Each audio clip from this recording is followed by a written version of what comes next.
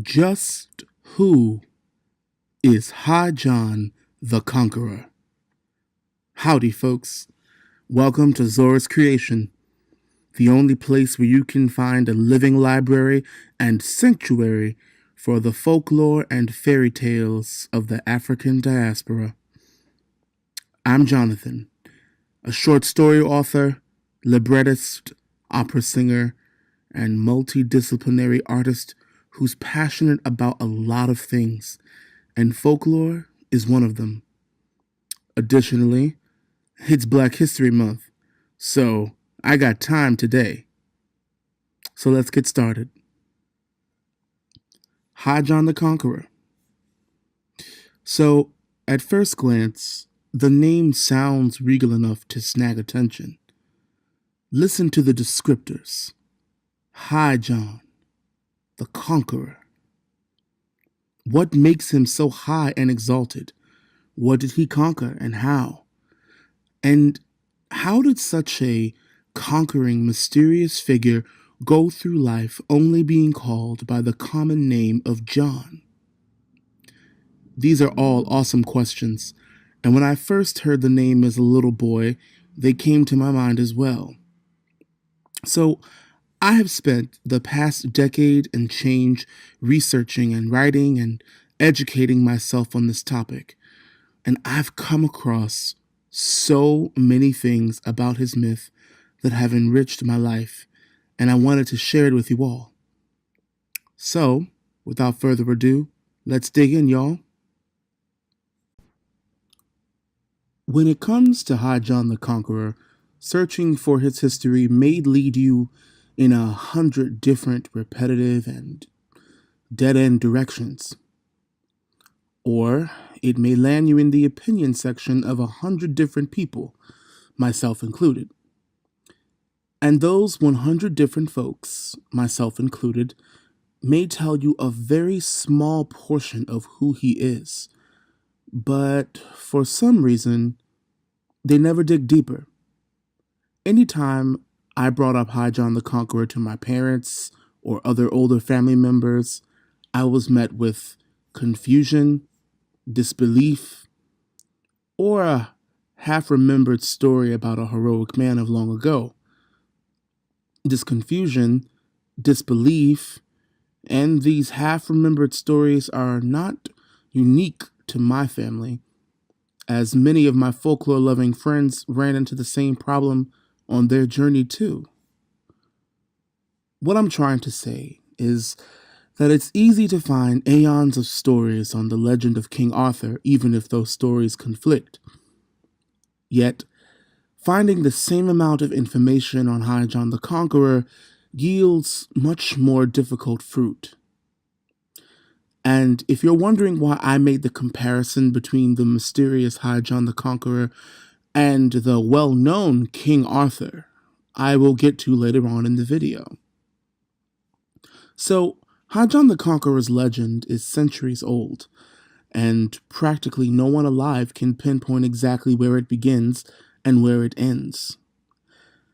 In the spiritual practice of hoodoo, or conjure, also known to many African American communities as working roots, High John the Conqueror's importance is central. It is an epic of its own making, a beautiful tale of resilience and survival born out of an era of unimaginable cruelty.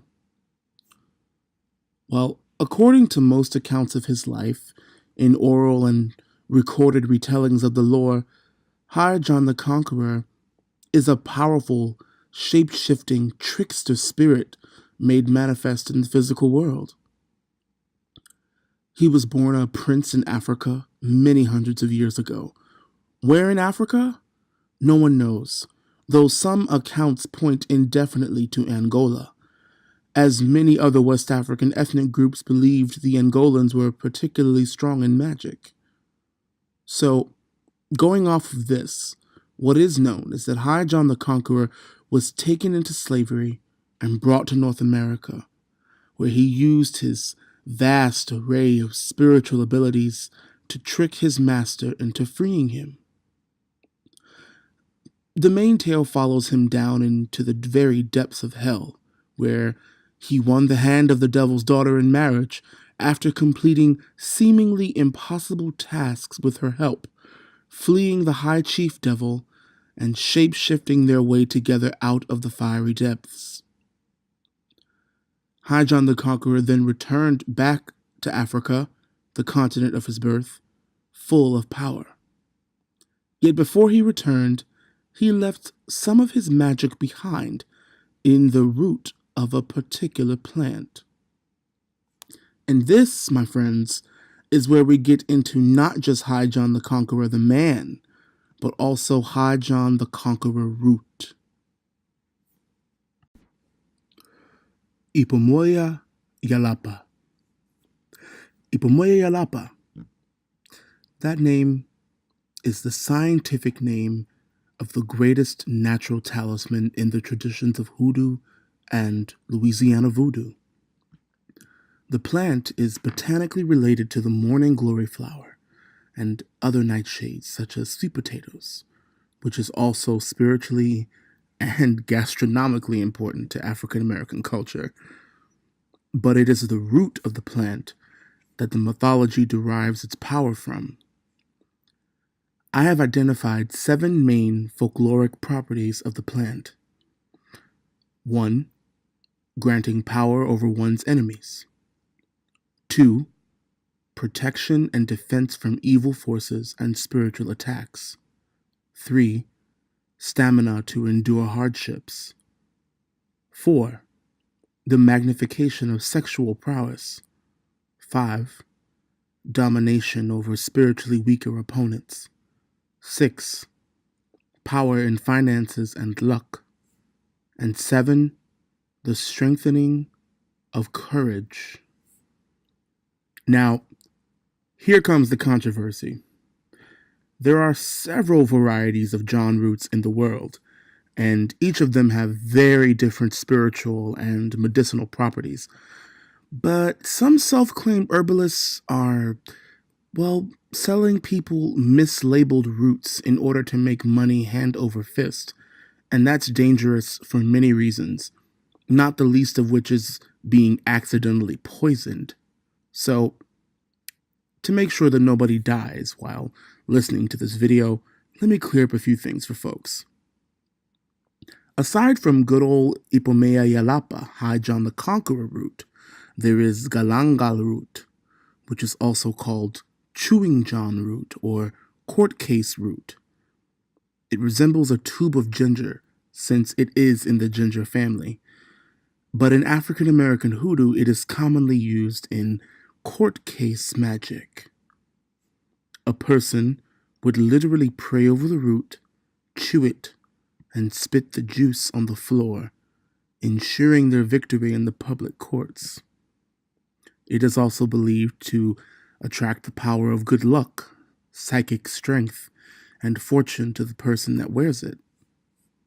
Secondly, there is Southern John root, or Low John, which is the size of a date and has many little tiny string-like rootlets growing from it.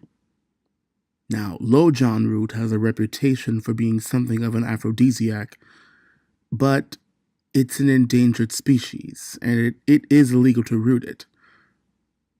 So, each of these roots, however, all have their place in the practice of hoodoo, and they each bring a different and powerful spiritual variety to the lives of practitioners.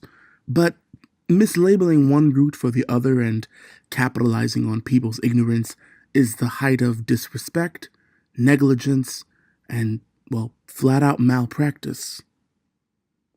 Now, the importance of High John the Conqueror root surged across African American spiritual communities who utilized the influence of midwives, root doctors, root workers, two-headed doctors, conjurers, and witches to empower their lives, stabilize the community, and survive the sheer terror of white supremacy in the U.S. South. Many times, High John root was fed in mojo bags or medicine bags and carried on the person, aiding the practitioner in their luck and fortitude, and could even be used to spiritually locate and protect lost loved ones who were sold from plantation to plantation, separated from their families. The root and the powerful spirit of John behind it have become highly popular today, where it is known in some Spanish-speaking Caribbean communities as the root of Juan el Conquistador, or Juan de la Conquista. However, many images of Juan el Conquistador repaint this black African trickster and shamanic deity into, well, a white Spanish dude. And that's definitely not what High John the Conqueror is about.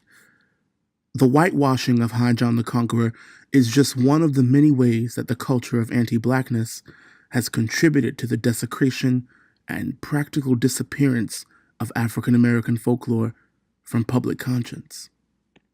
Now, if you look online, you can find dozens of botanicas, new agey witchy websites, and some blogs claiming to sell you information and products derived from authentic High John the Conqueror root. There are High John the Conqueror room sprays, High John the Conqueror glass candles, High John the Conqueror oils and incense, even High John the Conqueror pillows. God, the list is endless. Unfortunately, many times, some of these vendors falsify information or are selling gullible people makeshift varieties of the root that have been quote-unquote spiced up with food coloring or artificial incense to mimic the natural woody aroma of High John the Conqueror root.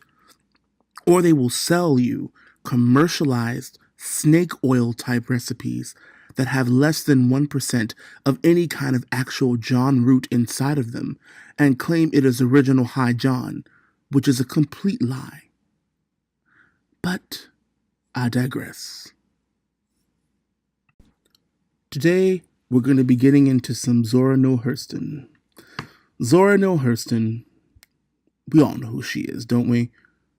Well, if you don't, she's a celebrated anthropologist, author, playwright, and researcher. But many people also don't know that she was a hoodoo worker who apprenticed with various powerful doctors across the South, particularly in New Orleans, and left accounts of her spiritual transformations in her book, Mules and Men. A lesser-known text of hers, however, is the Sanctified Church. So, I'm going to read to you an excerpt from an account of High John the Conqueror's life that Zora collected from black storytellers in the South.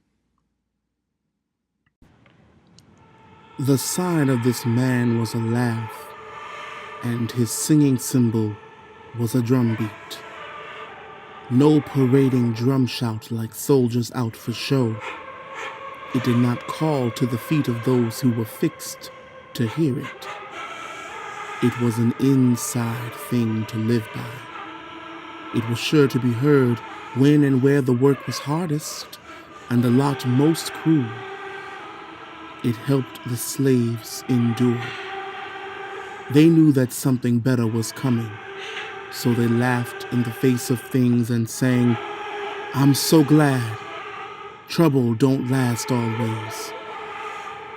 And the white people who heard them were struck dumb that they could laugh.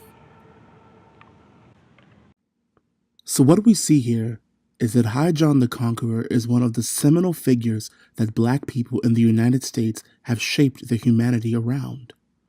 Plus, the simple notion of laughter and trickery as a tool against violent and outrageous oppression has been one of the greatest arsenals in the black cultural lexicon.